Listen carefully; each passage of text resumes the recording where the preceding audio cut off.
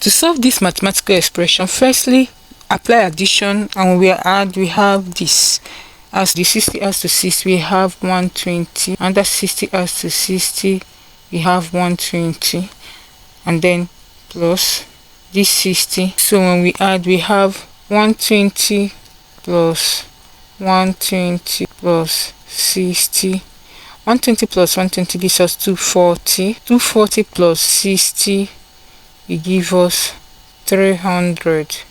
Now remember this 0 that we multiply, 0 factorial, and if you multiply it will give you 0, and this is very wrong. So if we are to solve this, we apply the order of operation, and according to the order of operation, we're going to make use of pendants. P here means parenthesis, E here means exponent, M means multiplication, D means division, A means addition, and S means subtraction. So it means that we should solve the parenthesis first, followed by exponent, multiplication, and division, which are on the same level or priority, meaning that we will solve them from left to right depending on the one that comes first. Likewise, addition and subtraction, which must be solved from left to right depending on the one that comes first, because both addition and subtraction, they also operate at the same priority, or they have the same level or hierarchy. Likewise, multiplication and division.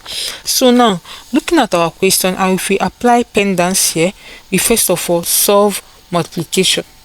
Now, another thing to note that this is not just 0, it's called 0 factorial, and 0 factorial is equals to 1.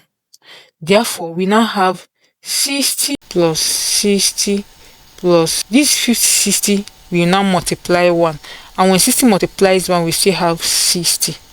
So now we now add this 60 we add to this will give us 120, this with this to give us 120, plus as to 120 we have 240, and when it adds to 60, 300, and this is our answer.